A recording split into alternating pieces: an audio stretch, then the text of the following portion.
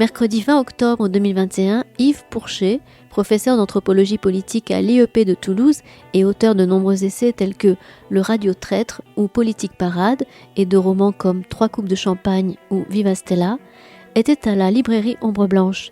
Il y présentait son ouvrage paru aux éditions Gossen, Brasse Papillon, le roman d'un collabo, consacré au nageur champion du monde Jacques Cartonnet, condamné à mort par contumace en 1945.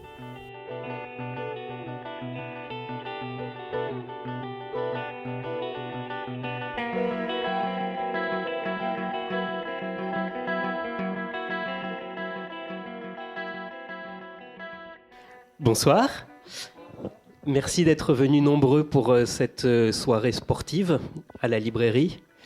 Bon, bien sportive, mais pas que, quand même, parce que on accueille ce soir, et avec un vrai plaisir, Yves Pourchet, prof à Sciences Po, entre autres, historien toulousain, enfin historien à Toulouse, mais pas forcément historien de Toulouse, ou de la ville de Toulouse, on en discutait un petit peu tout à l'heure.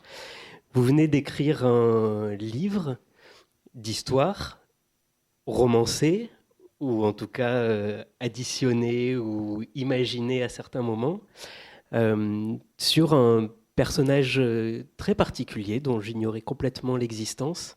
Il s'appelle Jacques Cartonnet, qui était un très bon nageur des années 30.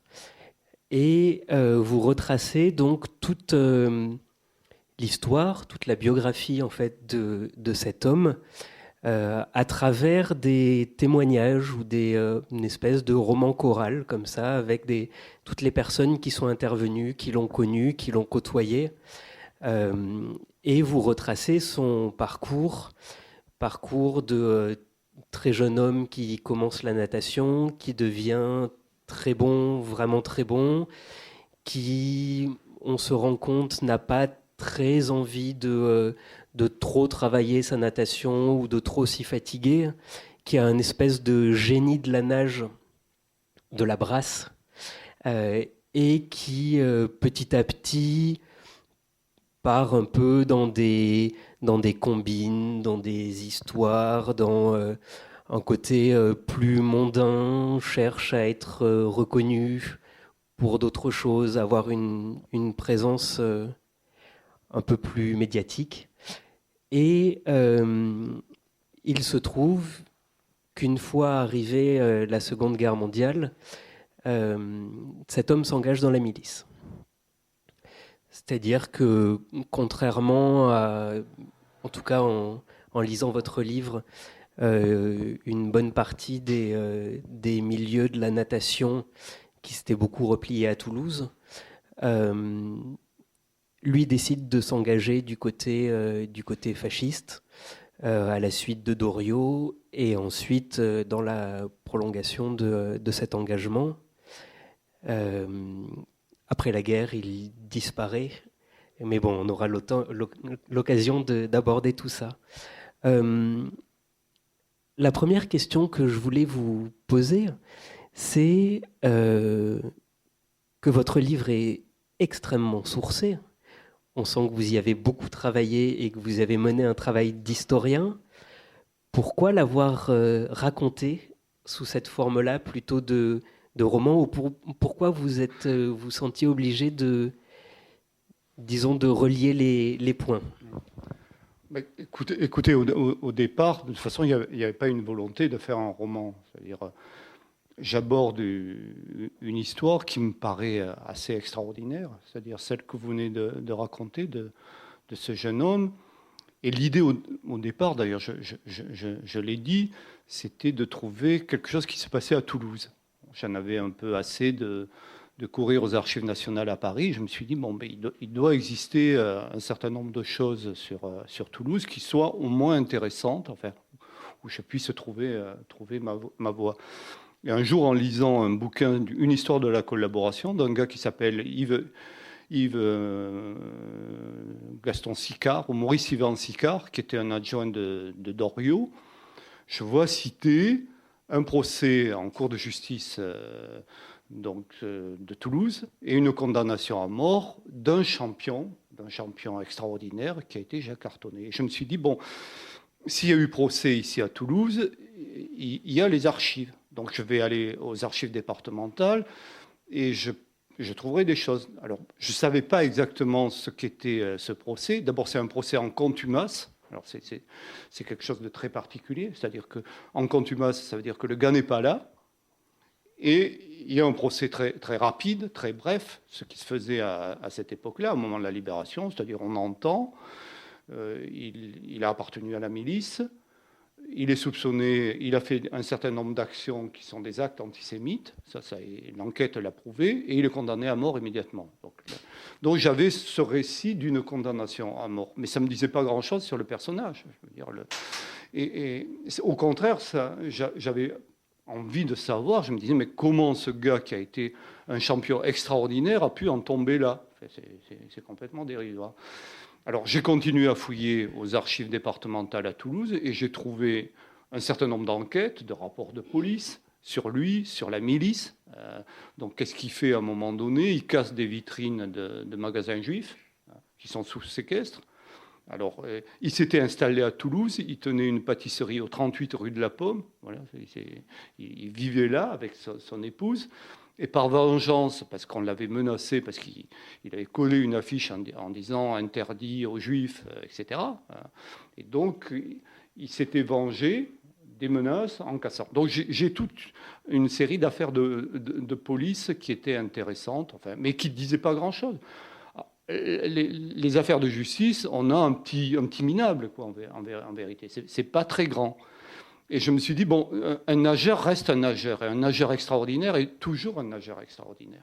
Donc il faut commencer à le saisir par là, c'est-à-dire comment il a été un champion, qui participe aux Jeux Olympiques de Los Angeles, qui est au sommet de la natation mondiale, hein, pas de la natation française, dans la compétition.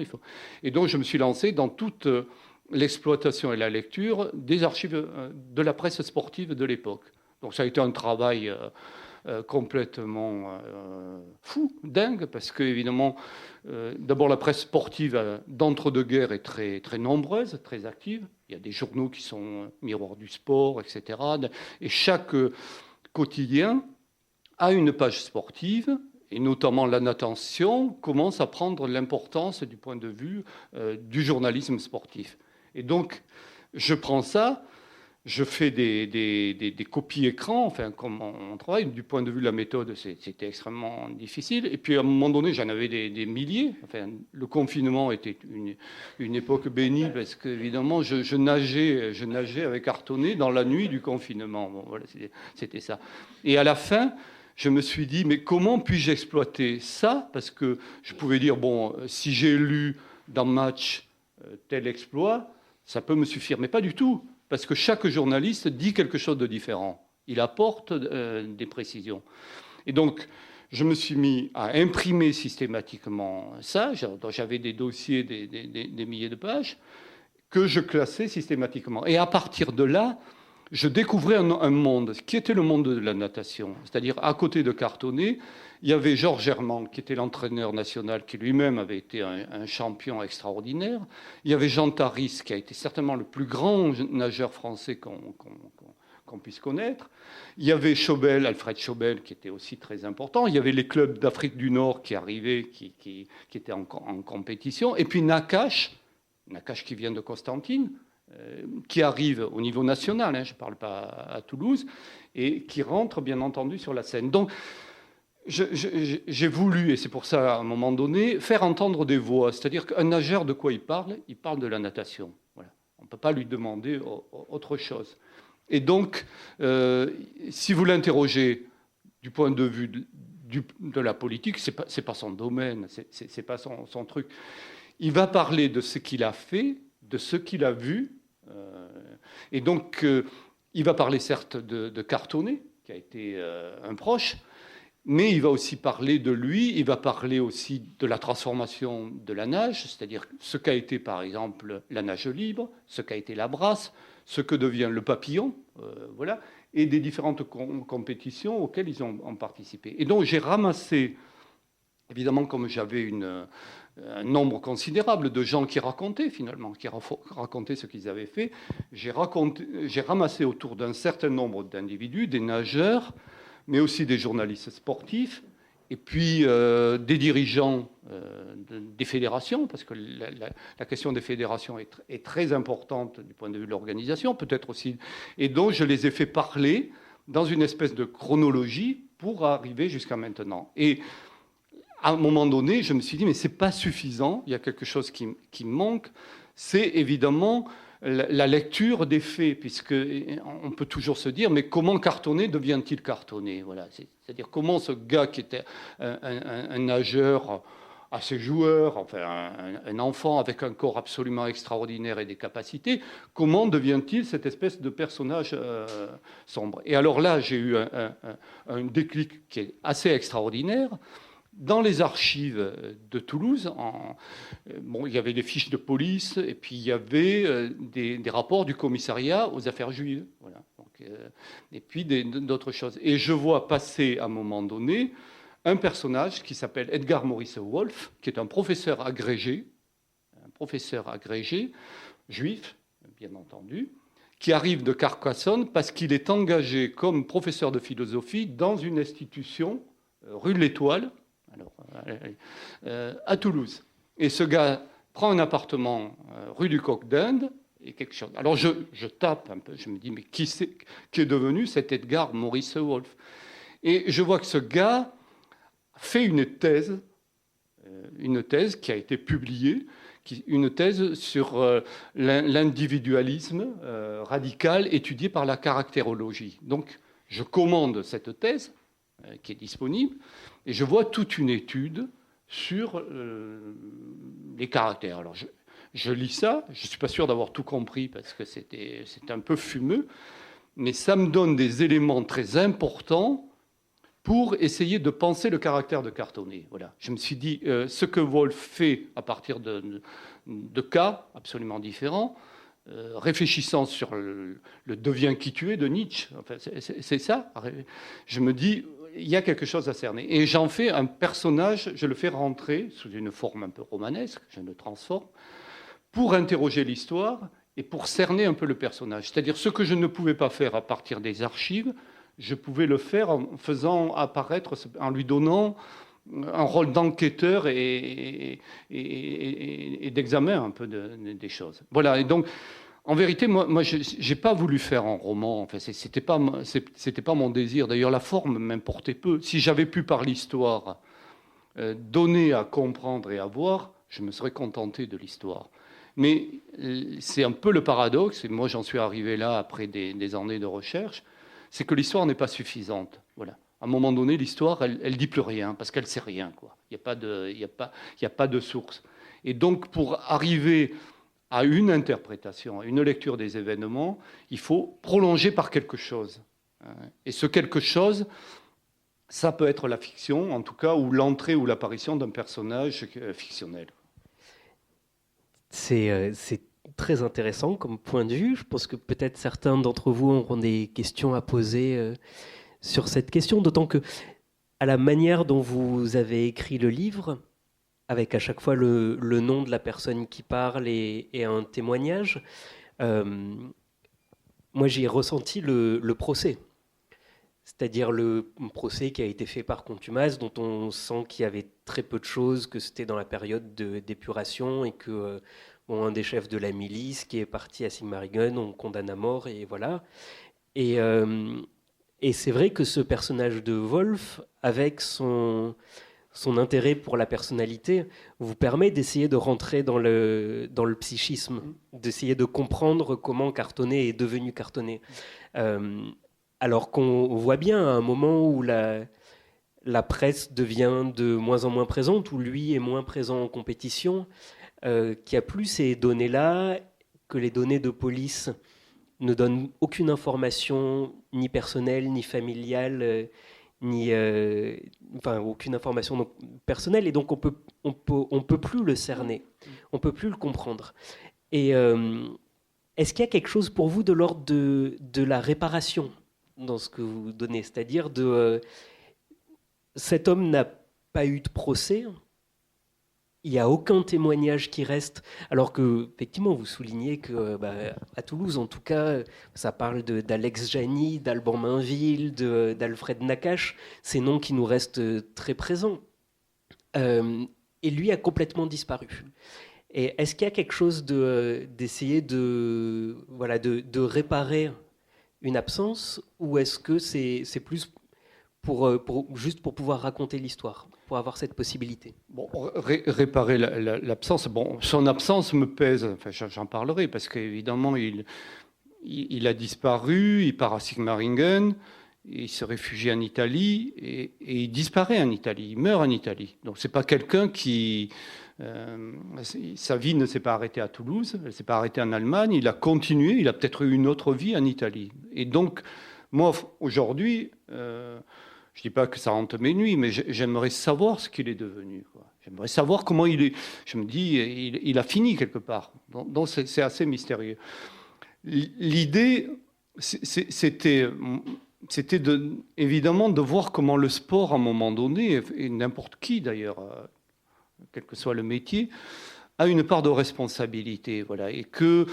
On le voit déjà dans le tableau de la natation, c'est-à-dire comment la politique et les enjeux se mêlent à un moment donné. Je veux dire, la compétition devient une affaire politique. Et ces gens, enfin, ces nageurs, qui au départ sont des copains, quoi. Je veux dire, ils sont ensemble, ils sont jeunes ensemble, ils voyagent ensemble, ils sont un peu fous, ils ont des besoins. Quand je parle, Cartonnet aime l'argent, ça c'est évident, il a besoin d'argent. Alors, on ne sait pas, on peut toujours se demander pourquoi il a besoin d'argent, comme ça. Mais en tout cas, ses parents, alors il y a les parents autour qui sont très, très exigeants, parce que les parents, ils voient bien qu'ils peuvent en faire une source de revenus. Donc, ils les mettent sous pression. C'est-à-dire que Cartonnet, à un moment donné, comme Nakache le fera, comme Taris, etc., ils ouvrent des magasins de sport. Ils ont des maillots de bain à leur marque, à leur nom. Enfin, voilà, ils font des exhibitions. Beaucoup d'exhibitions. Et donc le problème, d'ailleurs, à ce moment-là, ça se pose, c'est-à-dire, sont-ils des amateurs ou des professionnels? La fédération est là, on les ennuie, on les exclut, mais comme ils sont des champions totalement incroyables, on les réintègre parce qu'on a besoin de... Le sport, c'est toujours la même histoire, c'est toujours aujourd'hui comme ça, à part qu'aujourd'hui, c'est devenu dans une échelle extraordinaire. Mais là, ça a commencé, ils ont besoin d'argent. Donc moi, ce que je raconte, c'est ça. Et puis, il y a une part d'ambiguïté absolument remarquable. Est-il homosexuel ou pas? Moi, je pense qu'il l'est, parce que de toute façon, je ne l'invente pas.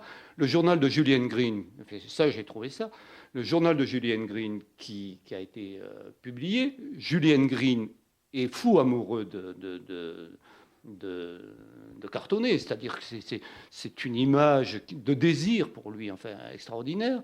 Et dans les fréquentations qu'il fait, il parle d'un député qui s'appelait René Tour, qui est le maire d'Auxerre. Daniel Guérin qui en parle aussi. Daniel Guérin dit « ça a été mon maître en homosexualité ». Et il raconte, dit René Tour entretenait Cartonnet, quelque chose comme ça. Donc il y a un côté un peu sulfureux, même très caché dans... Ça n'empêchera pas Cartonnet de se marier pendant la guerre, mais enfin ça peut dissimuler beaucoup de choses. Et puis à Toulouse, moi c'est l'interprétation que j'ai donnée, quand il vit rue de la Pomme, il a un jeune, il appelle son secrétaire, Châtelard, qui est aussi un nageur très important, qui fait des compétitions, et ils vivent ensemble, quoi. Il y a une espèce de cohabitation. Donc voilà, il y a cette espèce d'ambiguïté à la fois dans la sexualité. La sexualité et le sport, c'est aussi qu'est-ce qu'on leur permettait du point de vue de leur liberté ou de leur expression. Et puis ça. Donc c'était l'idée d'explorer quand même des tas de questions à travers de ce personnage. Et puis c'est vrai que quand on voit une photo de Cartonnet, moi je viens d'en acheter une sur eBay qui est absolument aussi extraordinaire, qui a été vendue en Allemagne dans une compétition, et on le voit en 1934.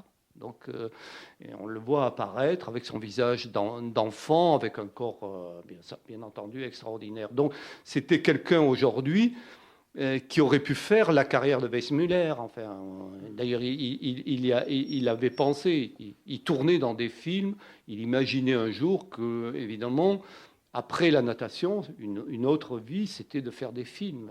Et je pense qu'il en a rêvé jusqu'au bout. Parce que ça, c'est quelque chose qu'on ressent effectivement très fort dans votre récit, c'est ce rapport au corps, et pas uniquement au corps sportif, mais aussi à la photographie de presse, à Pathé qui commence à essayer de trouver comment filmer le sport, et puis Johnny Weissmuller, donc, qui arrête sa carrière de natation et qui devient Tarzan. Et on sent qu'il y a ce moment où, manifestement, il y a eu un changement de la question aussi des maillots de bain courts ou des maillots de bain longs. Enfin, il y a vraiment eu un moment où le corps devient aussi un corps médiatique, un corps beau, un corps à mettre en avant. Et voilà, et encore à montrer, y compris dans la presse. Oui, alors ça c'est très paradoxal, parce que quand on peut les comparer, on peut les regarder, enfin, c'est notre liberté. Alors on peut les comparer au niveau sportif, les temps sont là. C'est pour ça d'ailleurs que j'ai voulu garder tout ce que j'apprenais. À un moment donné, je me suis dit, est-ce qu'il faut que je garde les informations sportives, voilà. C'est-à-dire qui montre évidemment un 200 mètres en 1933, un 200 mètres en 1935. Il y a une espèce de progression et de compétition. Et on voit évidemment que les temps, pour moi, sont devenus essentiels, quoi, le dixième de seconde. Et j'ai voulu garder toute l'information sportive que j'avais collectée dans la presse. Donc il y a une espèce d'archive des temps. Et puis il y a ces images. Donc on peut les comparer. On peut comparer aussi les lieux de la natation à cette époque-là. C'est-à-dire qu'ils savent eux-mêmes, ils connaissent les piscines.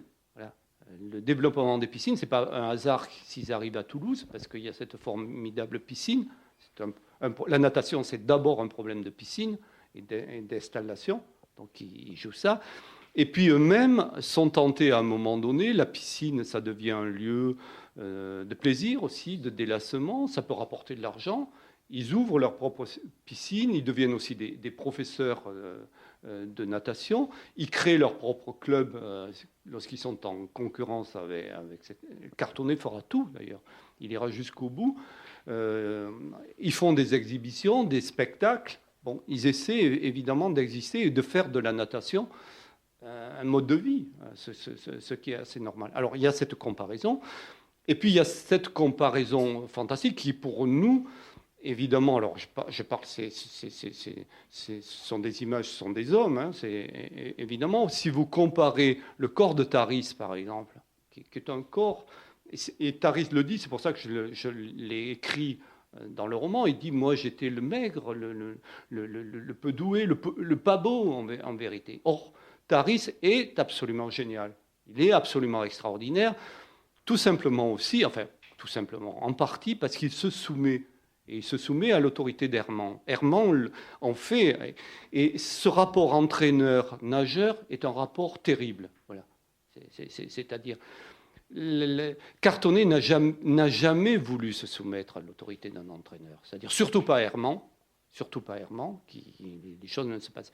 Donc il choisissait un entraîneur, mais qui n'avait pas sur lui l'autorité que pouvait avoir Herman. Donc Taris, qui a ce corps qui n'est pas le corps de Cartonnet, qui n'est pas le corps de Nakache, gagne, parce qu'il a des capacités de résistance, d'entraînement et sur des longueurs qui sont extraordinaires. Il échoue en 1932 au JO de Los Angeles d'une main, c'est pour une idiotie en vérité. Il s'en voudra toute sa vie parce que ça a été le moment extraordinaire. Et même à Berlin, il est là, il ira jusqu'au bout, Taris, de sa carrière. Donc évidemment, la question du corps, elle est très relative, quoi.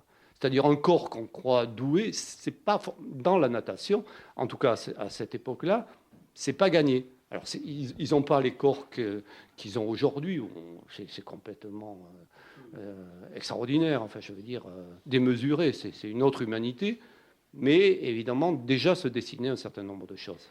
Peut-être pour dessiner la distinction entre Taris et Cartonnet, vous pourriez parler de cette expérience justement des Jeux Olympiques de Los Angeles. Oui, évidemment, Los Angeles en 1932, c'est un moment...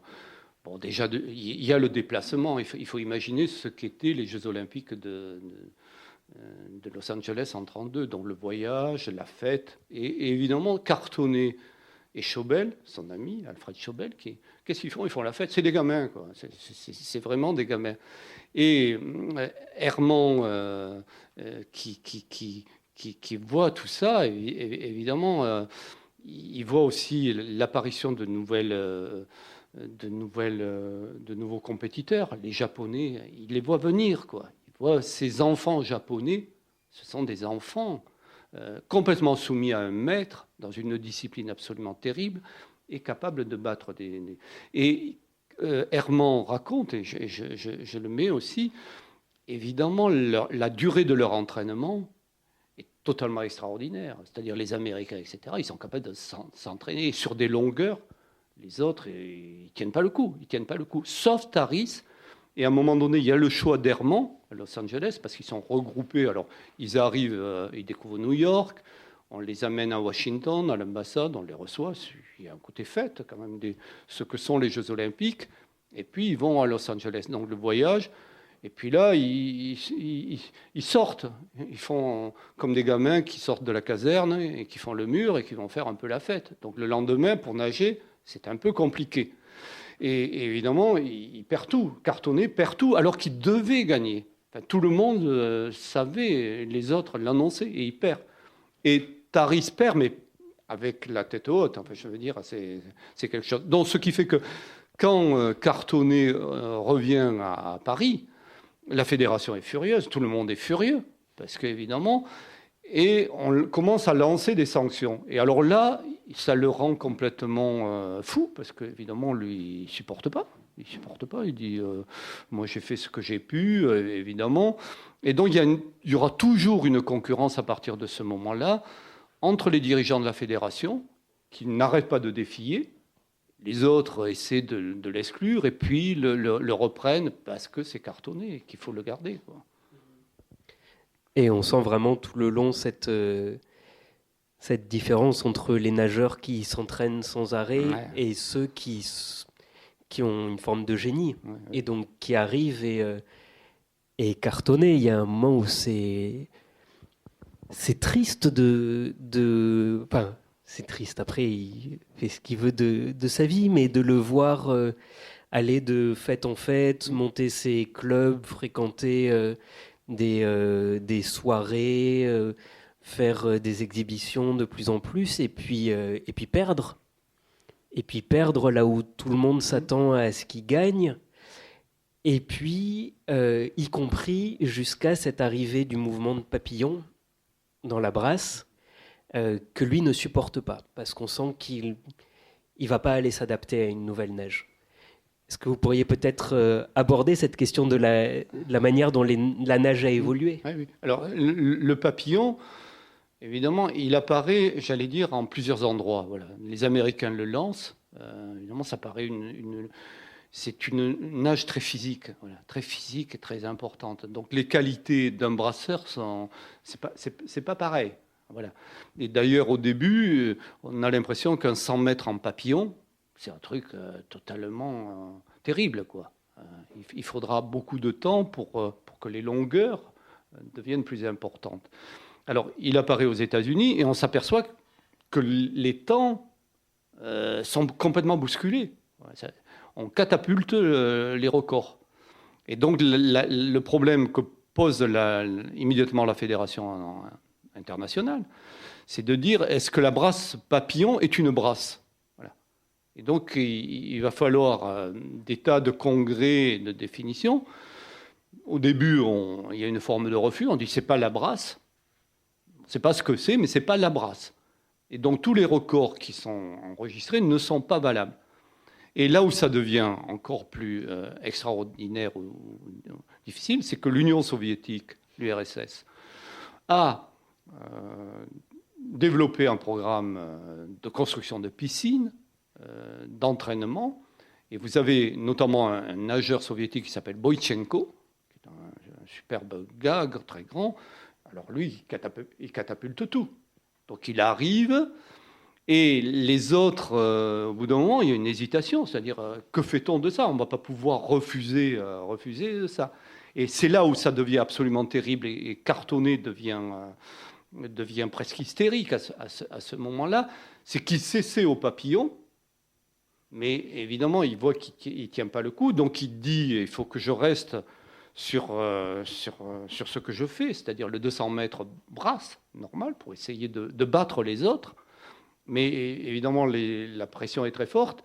Et des gens comme Herman, Taris, etc., sont aussi interrogés pour savoir si la brasse papillon est une brasse. Et à un moment donné, certains vont dire, mais oui, il n'y a aucune raison pour que l'on refuse l'homologation de ces records, parce que la brasse papillon est tout à fait valable. Et c'est là où, du point de vue de l'histoire, en tout cas, les rapports deviennent absolument terribles entre ces nageurs, parce que la politique rentre là-dedans. C'est-à-dire que Taris, on va l'inviter dans un voyage officiel en URSS, on le gratifie, on le reçoit de façon fastueuse. Est-ce qu'il touche de l'argent? J'en sais rien, mais enfin, en tout cas, il est récompensé. Et donc, immédiatement, les autres, on est dans une période où, évidemment, les fascismes contre les communistes se mettent en place. Et c'est peut-être une des raisons pour laquelle, enfin, moi je la vois, Cartonnet va basculer du côté de l'extrême droite, en tout cas va adhérer au mouvement de Doriot, au PPF, à la section de Saint-Denis. Il crée des mouvements autour de Doriot, justement pour réagir. Et à un moment donné, il dit, si Boïtchenko a bien nagé en France, qui retourne en URSS, Staline va bien s'occuper de lui, parce qu'il a fait tout ce qui... Et on peut imaginer ce qui va se passer. Voilà. Donc il y a une espèce de confusion, à la fois qui est celle d'un point de vue sportif, c'est-à-dire la question est sportive, c'est-à-dire la nature de la brasse, de l'entraînement, des records, et puis l'argument du politique dans une période totalement folle qui est apparue. Et il y a des descriptions incroyables de ce moment de bascule entre la brasse et le papillon, de ces compétiteurs qui s'essaient au papillon, qui vont sur 100 mètres faire les 30 premiers mètres en papillon, puis qui s'épuisent et donc qui reprennent la brasse classique. Et certains, on pense qu'ils vont réussir à aller jusqu'au bout en papillon, sauf qu'en fait, non, à 20 mètres de l'arrivée, ils sont obligés d'arrêter, donc les autres reprennent de l'avance. Enfin, on sent vraiment qu'il y a quelque chose au niveau sportif qui est terrible pour eux, et qui se passe effectivement juste à ce moment extrêmement politique des disputes où là, pour le coup, le sport devient réellement une géopolitique, et notamment avec le passage finalement assez court, en 4 ans, des Jeux Olympiques de Los Angeles aux Jeux Olympiques de Berlin. Tout à fait. Alors là, évidemment, l'enjeu est considérable. D'abord, il y a un enjeu de sélection, c'est-à-dire que les fédérations françaises doivent envoyer un certain nombre de représentants. Il y a quand même des enjeux politiques qui sont très forts. Nakache, à un moment donné, la discussion, enfin l'organisation, c'est de dire est-ce qu'on va permettre aux Juifs de concourir, quoi. Le débat existe. Certains se disent est-ce qu'il faut boycotter les Jeux Olympiques de Berlin?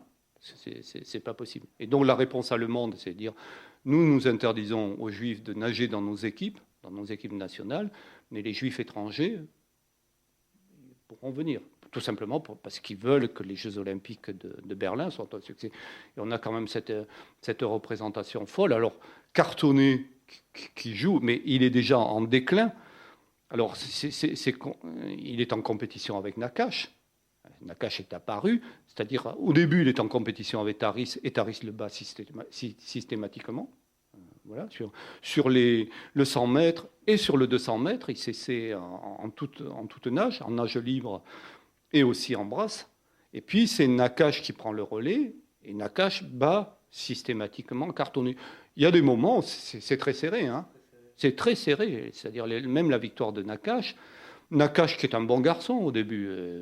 Herman lui dit tu n'es pas sérieux. enfin, tu n'es pas sérieux, parce qu'Herman considère toujours que ces gens-là ne s'entraînent pas suffisamment. Ils ne sont pas suffisamment. Parce que pour lui, ils doivent s'entraîner sans arrêt. Et donc, Nakache, dans l'équipe olympique, est cartonné, refusé, la porte fermée. Et donc, Nakache va à Berlin.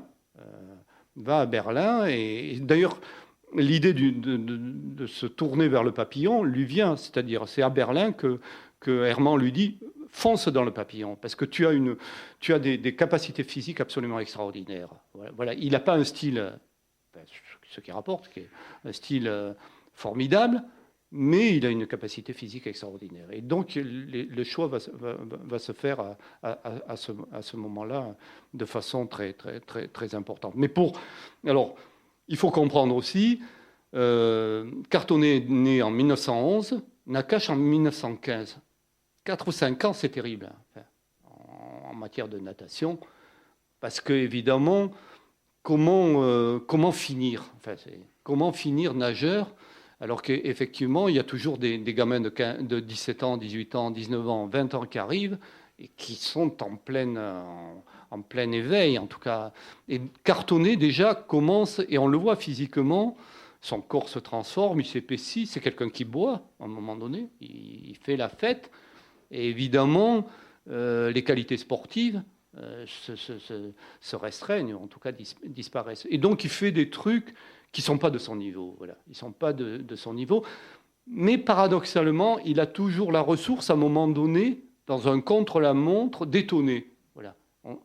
On l'annonce fini, et puis tout à coup, il est là. Il est là, et on a l'impression qu'il va revenir, et que tout est possible.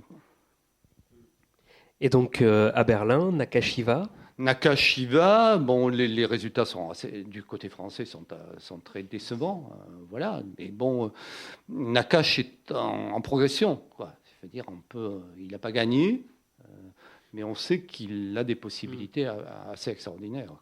Et alors, vous avez amené une image oui. qu'on peut montrer, parce que je ne l'avais pas vue, il me l'a gentiment montré tout à l'heure, mais vous en parlez dans le livre, et on sent qu'il y a une importance sur les années à venir de cette image-là, de cette archive-là.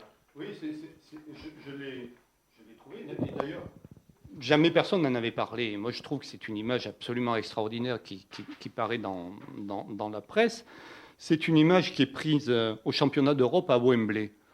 Les nageurs allemands ont tout gagné. Enfin, ils ont gagné.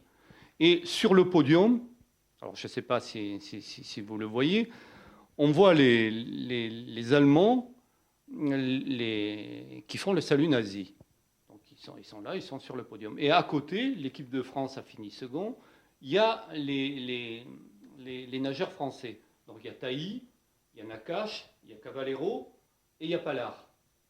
Et donc on voit Tailly, Cavallero et Pallard qui regardent.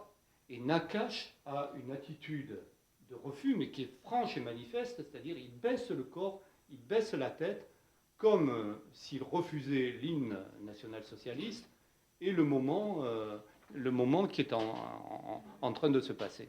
Et donc, l'interprétation qui peut être faite, et c'est pour ça que moi, dans le texte, j'ai retenu ça, à la fois parce que les Allemands ou les nazis se souviennent, et c'est pour ça que les nazis savaient très bien qui était Nakache, et ils ont pu retenir le moment comme un affront extraordinaire et particulier qui était fait non seulement à leur équipe, mais à leur pays du point de vue de la représentation. Et donc ça, c'est certainement une image la plus suggestive. On est en 1938, donc bien avant les faits, qui manifeste l'opposition de Nakache. Alors juste une chose, parce que ce qui est important, c'est que c'était des nageurs, mais l'un et les autres, c'était des jeunes qui étaient arrivés à un très bon niveau d'études.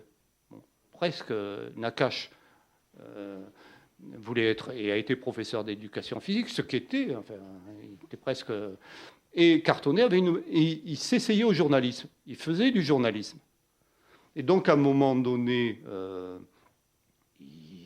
évidemment, l'organe de presse, là où on écrit, c'est important. Cartonnet écrit dans un journal qui est le journal d'Emmanuel Berle dans Marianne, et puis il va basculer dans les journaux de Doriot, c'est-à-dire La Liberté.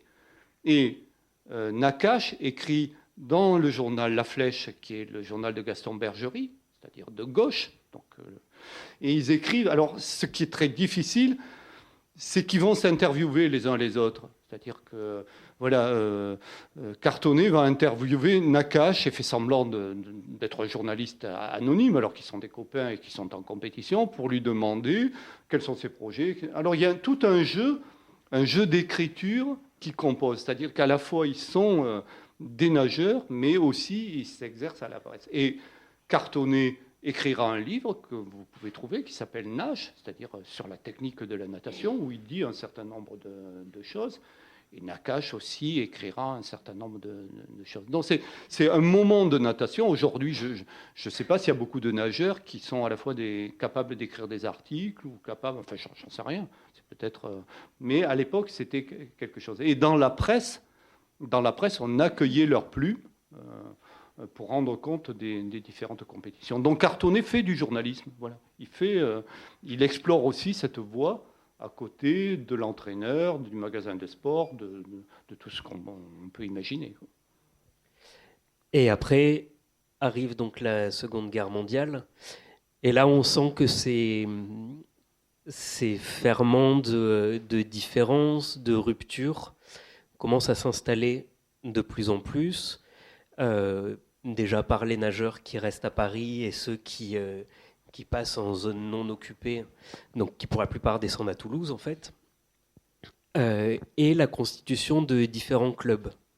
Les clubs qui acceptent tous les bons nageurs, ceux qui refusent les juifs ou qui sont notamment le club de Cartonnet. Bon, on sent aussi que c'est peut-être un peu fait virer des autres. Donc, et là, il y a tous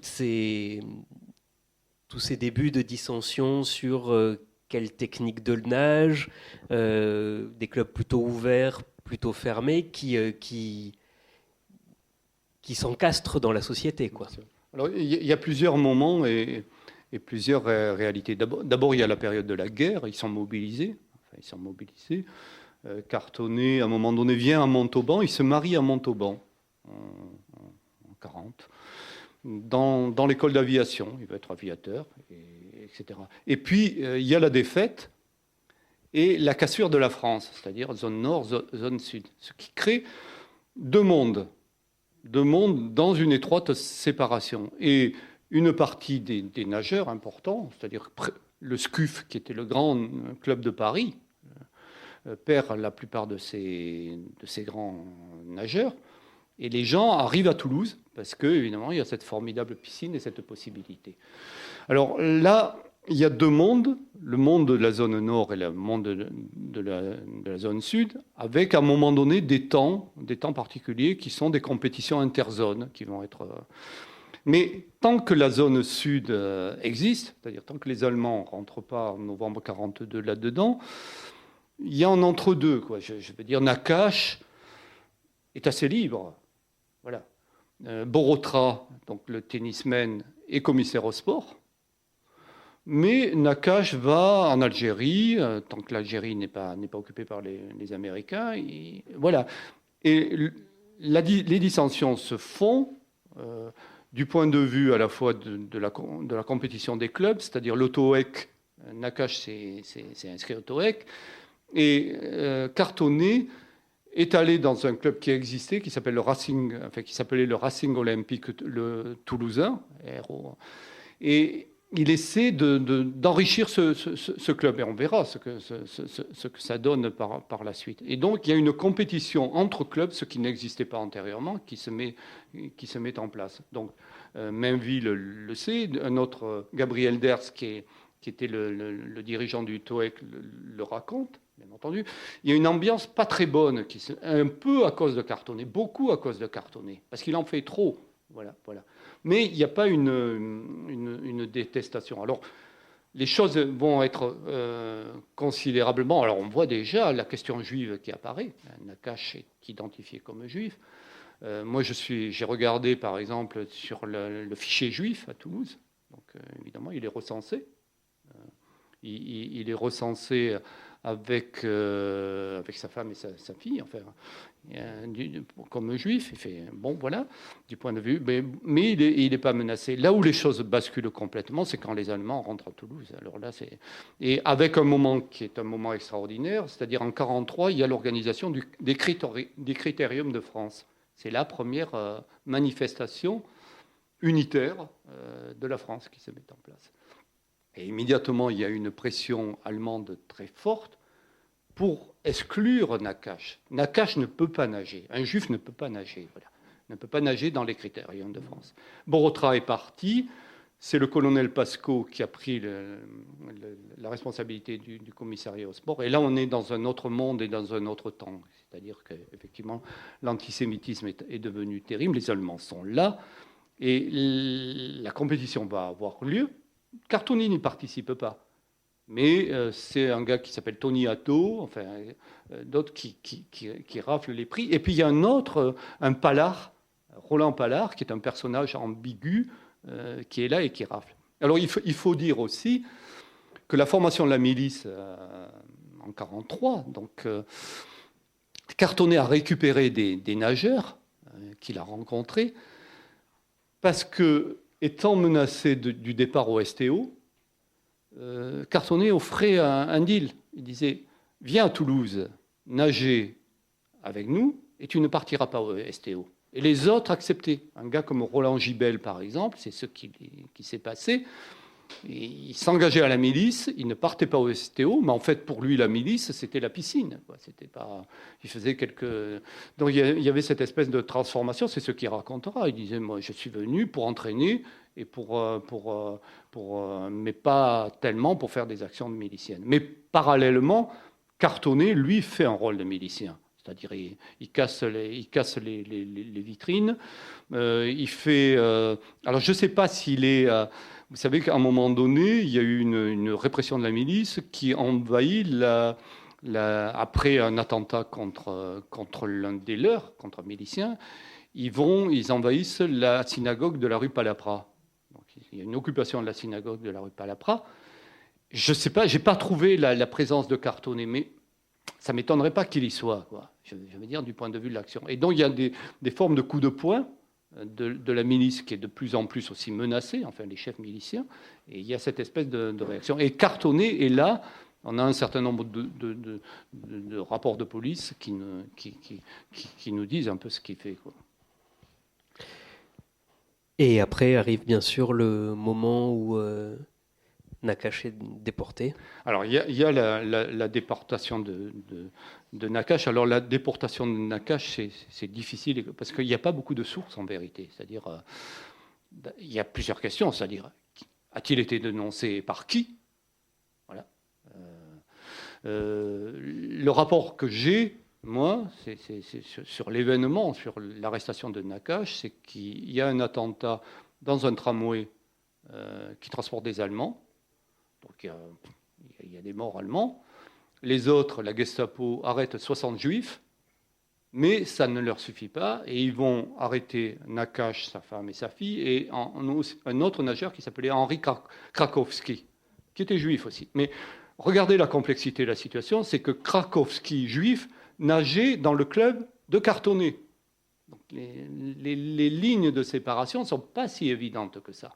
Fouché-Créteau, le frère de celui qui partira à Buchenwald, nageait aussi avec Cartonnet. Voilà. Donc, on ne peut pas imaginer qu'évidemment, il y avait les blancs et les noirs d'un côté. Tout est un peu comme ça, un peu compliqué.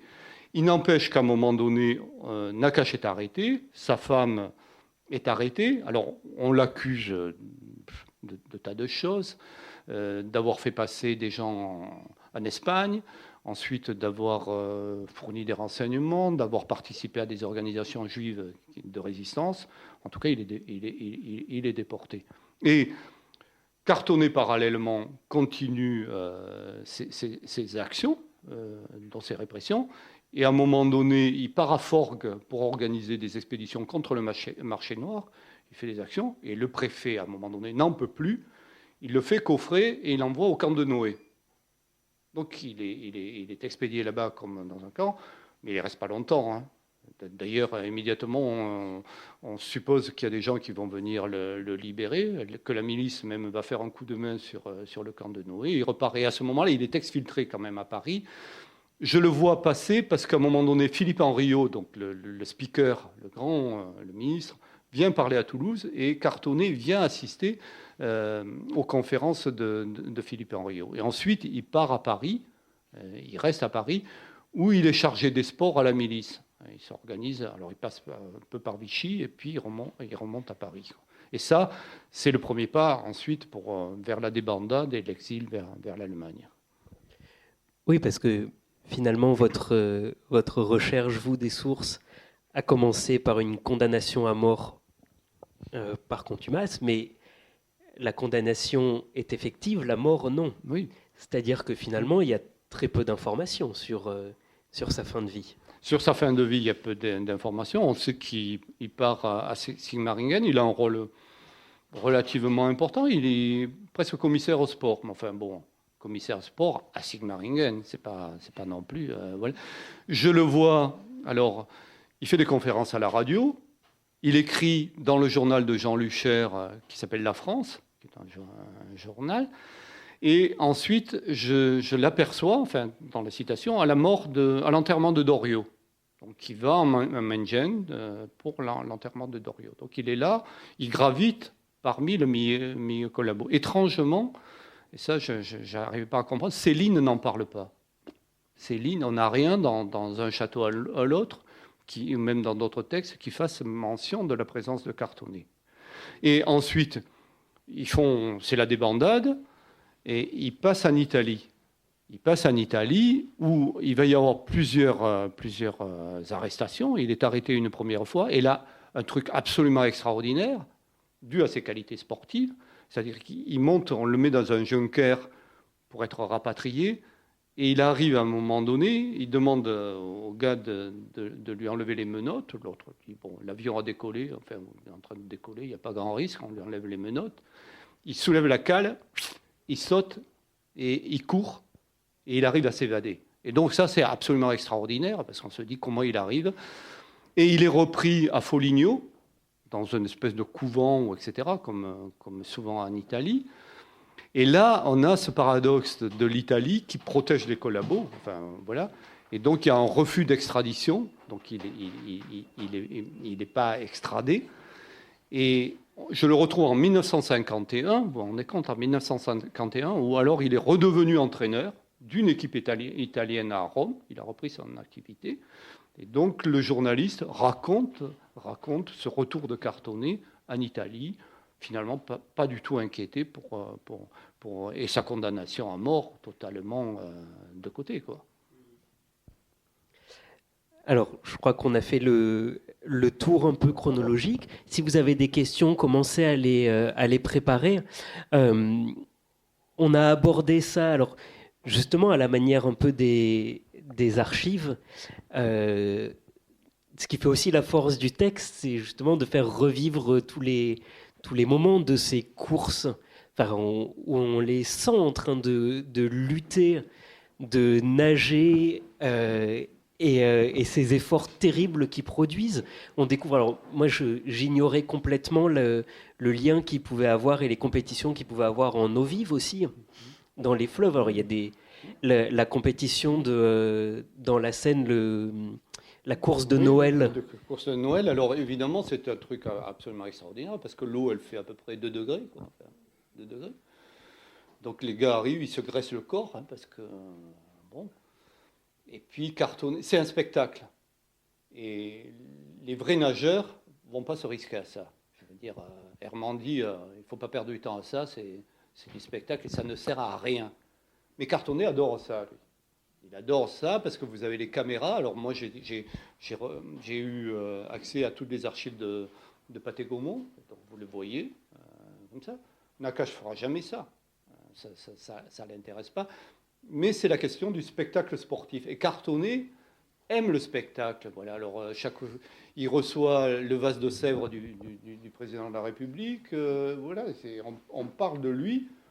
Bon, c'est évidemment c'est le défi à l'eau et à l'eau froide. Mais il le fait à peu près partout. Enfin, je veux dire, il va dans la Meuse, etc. Et il circule. Voilà. Il circule parce qu'il a besoin de publicité. C'est ça. Il a besoin aussi qu'on parle de lui, quoi. Je pense que ce serait peut-être bon qu'on réintroduise une traversée de Toulouse sur la Garonne. Mais ça existait, hein. Il y en a eu. Oui. Ça, on en fait, hein. Des questions, je crois que...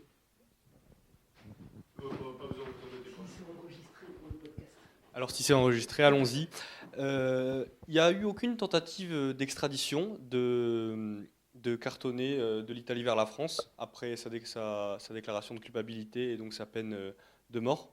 Alors, la France, bien entendu, a demandé immédiatement l'extradition. Mais l'Italie, mais pour tous les collabos, a traîné les pieds. La protégée Déa, par exemple, Déa n'a jamais été extradée.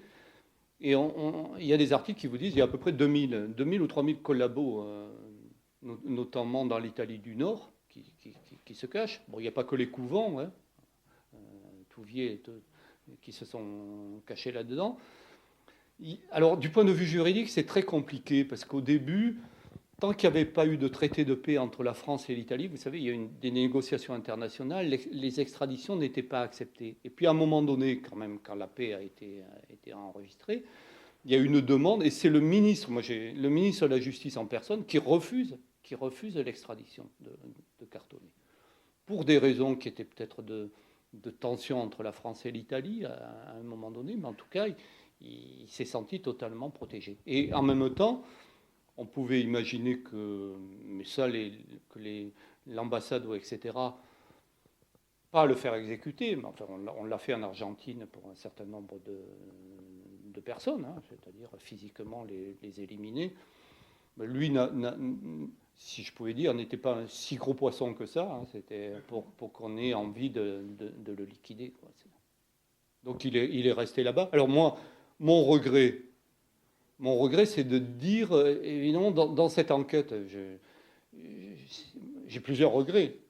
C'est-à-dire, d'abord, de ne pas avoir des sources intimes, c'est-à-dire des lettres, des photos de lui enfant avec sa mère. Il y a une part d'ambiguïté. Alors, ça j'en ai parlé au début.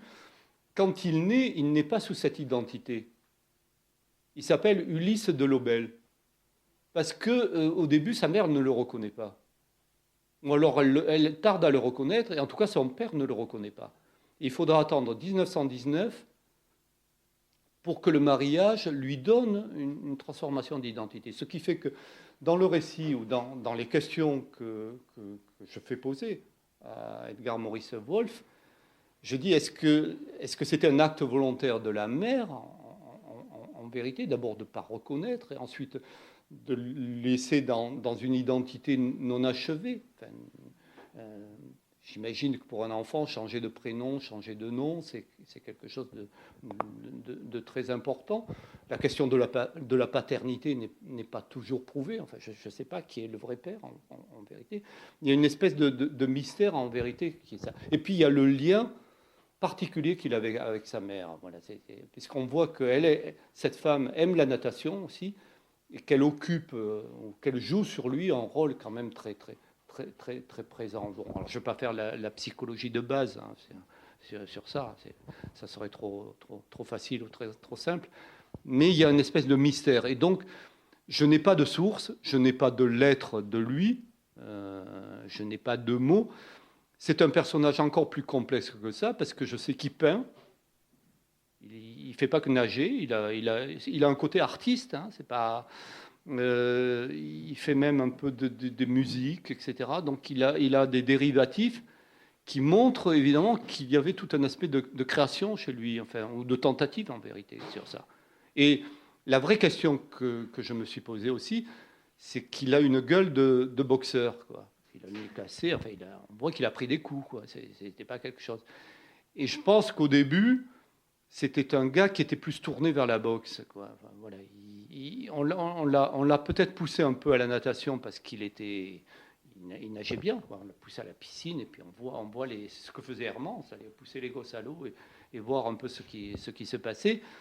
Mais en vérité, il aurait peut-être rêvé d'un autre sport, d'une autre chose. Et moi, dans le bouquin, ce que j'ai... Parce qu'évidemment, il n'y a qu'un nageur qui peut dire ce qui vit. Moi, je me suis servi, par exemple, de ce que dit un gars qui s'appelle Maxime Tafanel, qui est un ancien nageur et qui a monté une pièce de théâtre qui s'appelle 100 mètres natation, quoi. Et ce rapport à l'eau, ce truc absolument terrible, des longueurs, des heures, dans l'eau, dans la piscine, l'eau froide, l'eau chaude, le voyage, qui est un côté complètement, pour un jeune en tout cas, totalement terrible. C'est-à-dire qu'à un moment donné, certains, ils ne peuvent plus tenir là, parce que c'est trop. Et cette espèce d'accélération, de compétition permanente, parce que évidemment vous êtes là, mais il y en a sans arrêt, 10 nouveaux qui arrivent et qui vous menacent, en tout cas du point de vue de la compétition. Voilà, c'est un peu tout ça. Je l'excuse pas, mais je dis, voilà, c'est une personnalité très complexe et surtout, enfin moi c'est toujours ce que je fais, c'est de ne pas fermer les portes, c'est-à-dire qu'il y a à un moment donné une part de mystère, d'incompréhension. On ne sait pas ce qui se passe en vérité. Puis moi, je suis très ouvert. Je comprends que les gens aient le goût de l'argent et le goût du plaisir. Voilà. Et à un moment donné, le problème, c'est évidemment son basculement dans le fascisme, qui n'est pas forcément la dénonciation de Nakache. C'est ça. D'ailleurs, Nakache ne dira jamais que c'est cartonné enfin, à un moment donné, il s'interroge, mais il ne dira jamais. Et à un moment donné, Grosborne, qui était un autre nageur, qui était un polytechnicien, nageur, qui faisait du journalisme, va voir Nakache qui sort de Buchenwald, dans son lit d'hôpital, et il écrit un article en disant « Gibel qui m'a déclaré ». Et là, on a un procès de Gibel. Et Nakache est entendu. Et il dit, c'est pas Gibel, c'est pas possible que ça soit Gibel.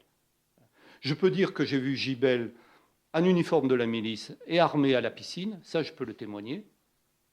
Certains disent même qu'ils arrivaient en maillot de bain avec le gamma de la milice, mais c'est pas lui qui m'a dénoncé. Voilà. Et donc Gibel sera libéré. Mais évidemment, les possibilités, comme on n'accusera pas l'art, nôtre, d'avoir peut-être dénoncé. Donc la dénonciation, évidemment... Mais je ne sais même pas si les Allemands avaient besoin d'une dénonciation. Je veux dire, tout le monde connaissait Nakache. Oui. En tout cas, il le visait depuis un certain temps. Les photos que je montre disent aussi qu'il l'avait repéré. Enfin, il savait très bien ce qui... Et puis, évidemment, tout le monde savait que Nakache était juif et que si on voulait frapper un coup, il suffisait... Puisqu'on avait tapé sur les soldats allemands, on ramassait Nakache, voilà, entre autres.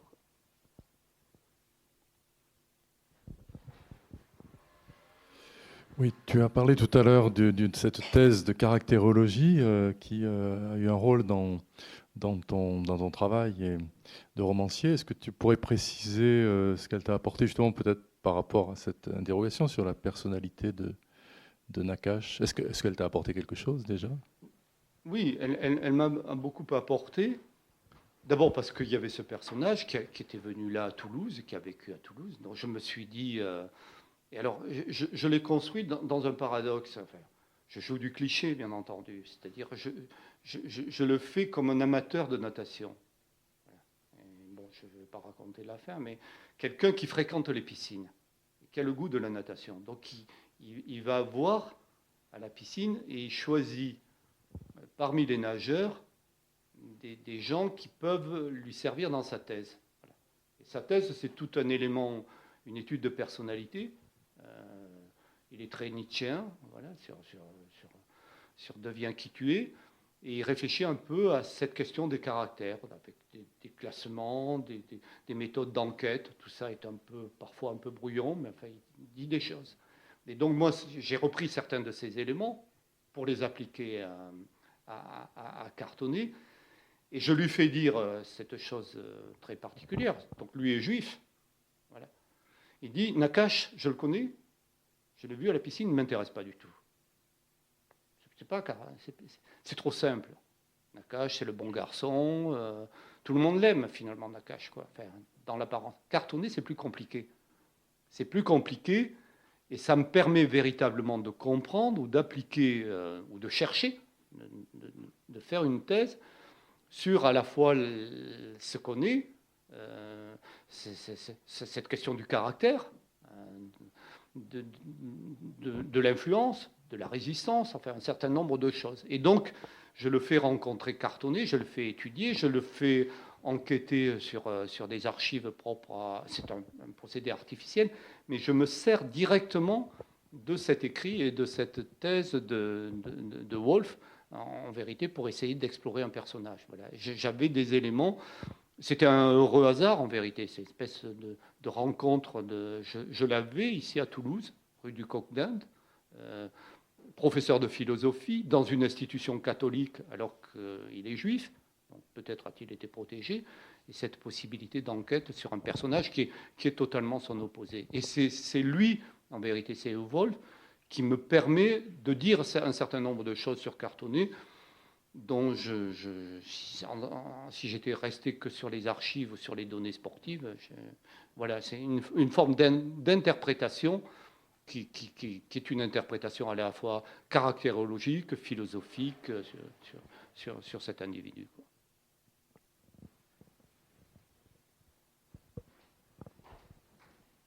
Merci. Bonsoir. Vous avez insisté, à juste titre, puisque vous avez fait un excellent travail, remarquable, sur le côté natation. Je vais diaphragmer peut-être un petit peu. Je parlerai sur le plan moral, puisqu'il y a le blanc et il y a le noir. Il y a Cartonnet et il y a M. Nakache. Je crois que vous avez dit à un moment donné, à juste titre sûrement, que les entraîneurs avaient pour arriver, avaient une réaction de domination pour qu'ils puissent arriver.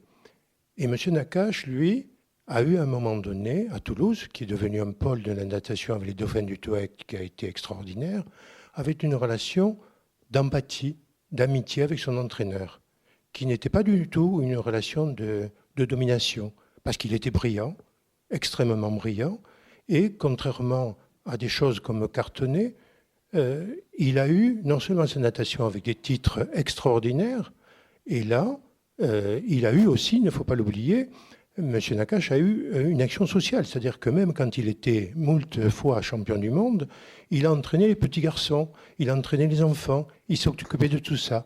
Et cette moralité-là, par rapport à celui qui était Cartonnet, sur lequel je me demande pourquoi vous étiez posé la question, est-ce qu'on peut devenir comme il était, c'est-à-dire un fasciste, alors qu'il était dans le sport? Mais on trouve des gens comme ça partout. Et si je fais cette remarque, c'est parce que cet élément de valeur, je dis bien de valeur avec un grand V, eh bien, existait à ce moment-là, mais doit exister aussi aujourd'hui, où nous dérivons sur des choses un petit peu extrêmes que nous entendons dans les médias.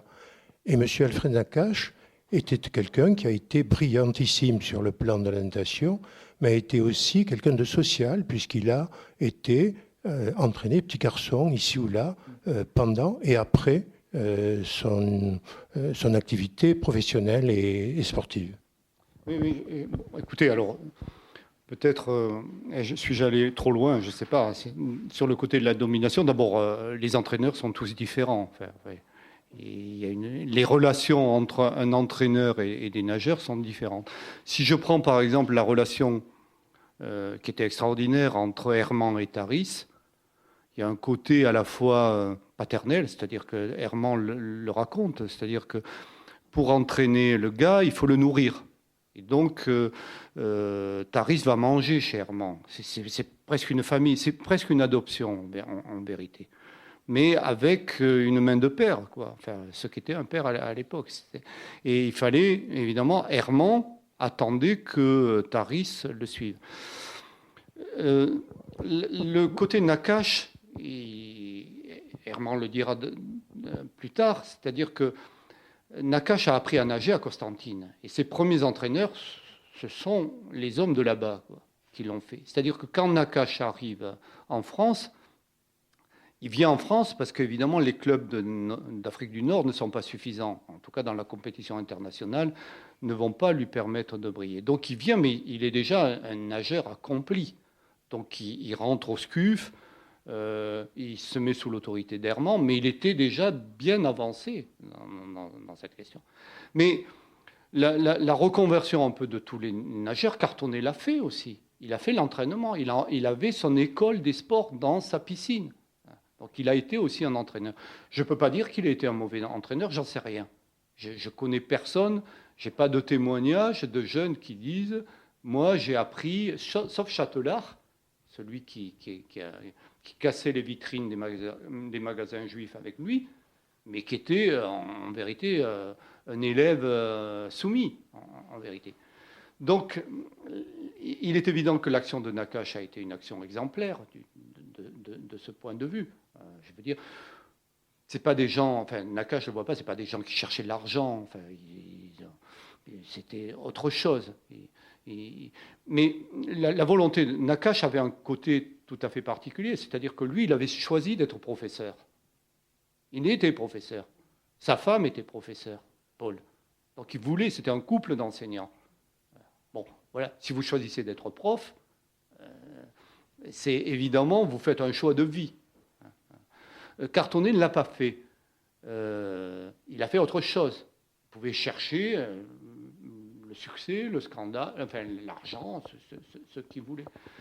Donc les deux caractères étaient différents. Ça ne les empêchait pas de se retrouver ou de partager des moments. D'ailleurs, Nakache, quand il parlait de Cartonnet, avait beaucoup d'admiration, puisqu'il était son aîné au début.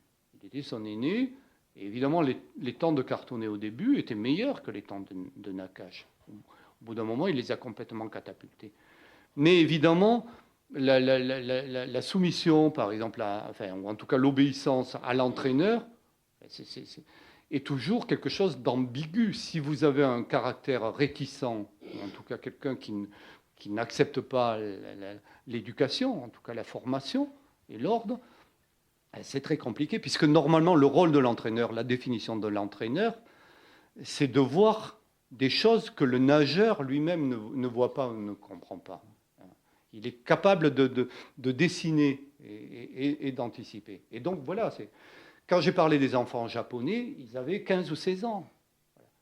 Et ils étaient complètement soumis à une discipline de fer, quoi. Ce qui leur a permis, en 1932, aux Jeux Olympiques de Los Angeles, d'être totalement, de gagner tout. Ils raflent tout sur ça. Et donc les équilibres, je pense que vous avez raison, les équilibres entre les exigences, entre les personnalités, moi je pense que du point de vue sportif, c'est la rencontre qui se fait. C'est-à-dire qu'effectivement, il y a l'entraîneur et puis il y a le sportif. Si ça ne marche pas, s'il n'y a pas une espèce de relation extraordinaire et particulière, alors évidemment, ça ne marche pas. C'est pas possible. Alors, peut-être aussi repréciser, parce que finalement, on parle beaucoup d'une période très importante, mais finalement, vous racontez 15 années, à peu près, de 15 à 30 ans, de jeunes qui se fréquentent quasiment tous les jours, qui sont amis et qui ont aussi des caractères et des activités de jeunes hommes, avec certains qui sont plutôt respectueux, plutôt bons élèves, plutôt tournés vers les autres, et un Cartonnet qui a un côté plutôt teigneux, assez vaniteux, assez vénal, qui effectivement aime l'argent, qui est très tourné vers ça, et qui finit par se partir dans une facilité d'un engagement radical, potentiellement meurtrier, mais enfin, d'aller dans quelque chose d'extrêmement vénal où il peut gagner de l'argent et avoir une position publique, etc. Mais ça reste un moment où finalement, ce sont de très jeunes messieurs qui sont très amis entre eux et qui souvent ont un rapport plus compliqué à leurs entraîneurs ou aux précédents nageurs parce que c'est l'ancienne génération. Ce sont aussi les vieux, ce sont aussi ceux qui font travailler, etc. Et qui, vers la fin de la guerre, on sent bien qu'eux-mêmes finissent par être discutés par la nouvelle génération qui a 10 ans, 15 ans de moins et qui est en train de réinventer une nouvelle nage et à nouveau de remettre en cause leurs propres records. Et ce sont à ce moment-là, eux, les vieux. Mais voilà, on reste sur des histoires de d'amitié et de personnes qui se construisent en tant que jeunes adultes. Bien sûr, mais d'ailleurs on le voit quand Nakache revient ensuite des camps. Bon, il revient, hein, il fait des temps, mais c'est fini. C'est Jani, c'est Alex Jani qui est la vedette. Hein, enfin, parce que Jani d'abord c'est le fils de Jani, c'est toute une famille. Nakache. Mais évidemment, il a cette force de la jeunesse qui est absolument extraordinaire. Nakache est un homme blessé, il va récupérer, il va revenir, il a un côté absolument extraordinaire. Mais bon, voilà, les choses sont passées et voilà, les 20 ans ne sont plus là. Je veux dire, c'est ça. Il y a une photo qui est absolument extraordinaire à un moment donné que j'ai vue dans la presse. C'est une photo d'Herman avec des gamins. Parce qu'Herman, il continue à entraîner. Et puis à un moment donné, on voit la photo, mais moi je vois à peu près ce que c'est, hein, parce que je sais ce que sont les étudiants, etc. Et on voit ces gamins qui le regardent un peu narquois. On le sent dans la photo, qui disent oh, qu'est-ce qu'il nous raconte celui-là? Qu'est-ce qu'il nous raconte du point de vue? Et Herman, qui est en train de leur expliquer certainement le côté très dur de la natation, que la natation, c'est pas un jeu. Et que si on veut être un nageur performant, eh bien, il va falloir en faire des longueurs, quoi. Et ce qu'il faisait faire à Taris, c'était des longueurs extraordinaires, le 1500 mètres, quoi. Il disait 100 mètres, on ne commence pas par ça, on fait des 1500. Et on répète, et tous les jours. Et ça a été dans cet entraînement absolument extraordinaire qu'il a fait. Donc un entraîneur, c'est un miracle, un entraîneur, un vrai entraîneur.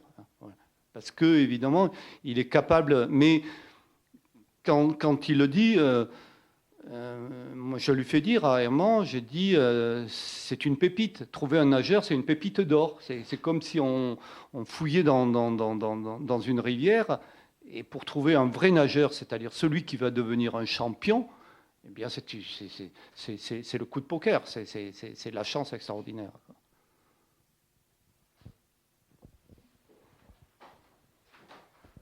Un petit détail, lorsque M. Alfred Nakache est revenu, il n'était pas sur la fin.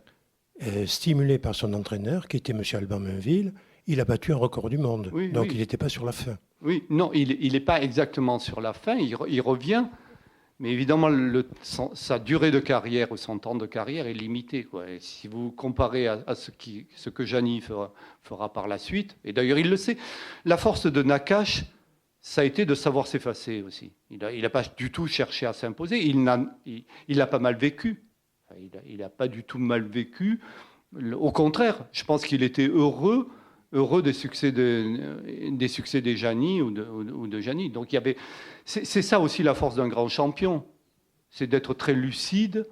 Il est certes revenu, mais il sait que ce retour est éphémère, c'est-à-dire qu'il ne va pas pouvoir rester là parce qu'immédiatement, et c'est ce que je disais tout à l'heure, il y a des tas de gens qui sont en train de le menacer dans les temps, hein, je veux dire, dans la compétition. Si vous avez 18 ans ou 20 ans, vous pouvez imaginer que vous avez encore 5 ou 6 ans de carrière. Si vous arrivez... Nakache était né en 1915, en 1945, vous voyez déjà, c'est compliqué quand même. Et sa déportation et tout ce que ça a représenté, quoi. Je veux dire, il faut imaginer, enfin vous me faites parler de Nakache, mais bon, moi j'ai fait un bouquin sur Cartonnet, hein, c'était pas ça.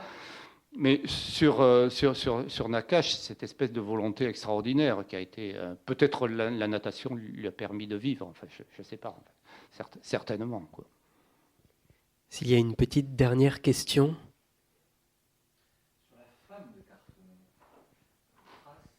Alors, la femme de Cartonnet, celle qu'il épouse, hein, qui s'appelle Marie-Geneviève Rouquet, qu'il épouse en 40, qui était milicienne aussi. Hein.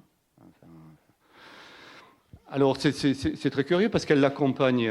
Bon, elle est à Toulouse, elle fait de l'athlétisme à un moment donné. Il y a des articles dans La Dépêche qui la présentent. Elle était au début, enfin, ce que les rapports de police racontent, elle travaillait dans un journal comme sténo, etc.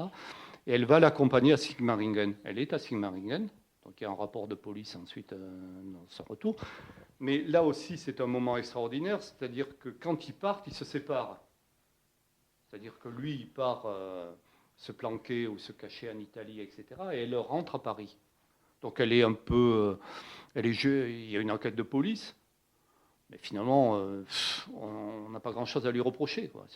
Sinon d'être la femme de Cartonnet. Alors il y a tout plein de choses qui sont des rumeurs qui sont données, mais moi je me méfie beaucoup des dossiers de police, hein, parce que suivant les gars qui faisaient les enquêtes, effectivement, il y a un certain nombre de choses. Le seul élément qui apparaît, bon, j'ai la date de son décès qui est très postérieure à celui de Cartonnet. C'est-à-dire qu'il y a un jugement de divorce. En 1949, le divorce est prononcé. Certainement que c'est elle qui le demande. Peut-être elle a refait sa vie. Enfin, de toute façon, ils sont séparés. Et donc, il y a quelque chose. J'aurais bien aimé savoir. Mais vous voyez que c'est pour ça qu'à un moment donné, on arrête. L'histoire est impossible. Enfin, je crois que l'histoire est totalement impossible. Parce qu'il y a des tas de choses qu'on ne sait pas et qu'on ne peut pas approcher. Donc voilà, j'ai juste une photo dans la dépêche où on la voit courir, mais pas grand-chose. Pas de descendants ? Non, pas de descendants, officiellement, quoi. Connu. C'est vrai, j'ai regardé un peu sur Cartonnet, mais les Cartonnets, vous en avez des flopés.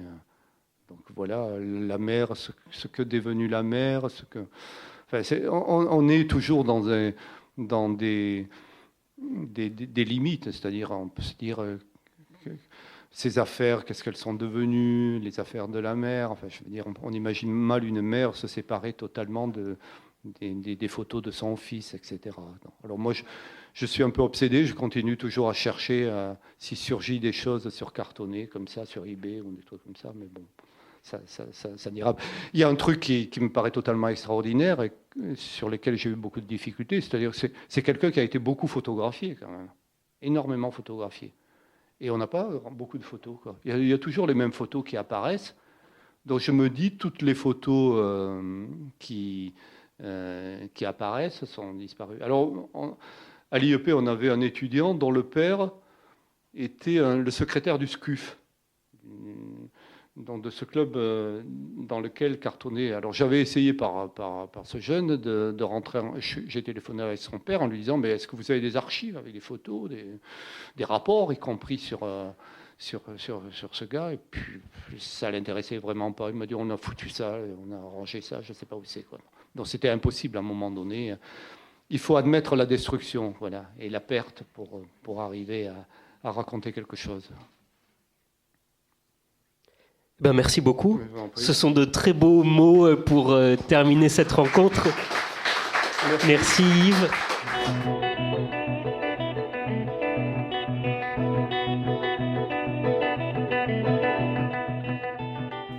La rencontre que vous venez d'écouter a été enregistrée à la librairie Ombre Blanche mercredi 20 octobre 2021. Le livre de Yves Pourchet dont il était question, Brasse Papillon, le roman d'un collabo, est publié aux éditions Gaussen. Réalisation et mise en onde, Radio.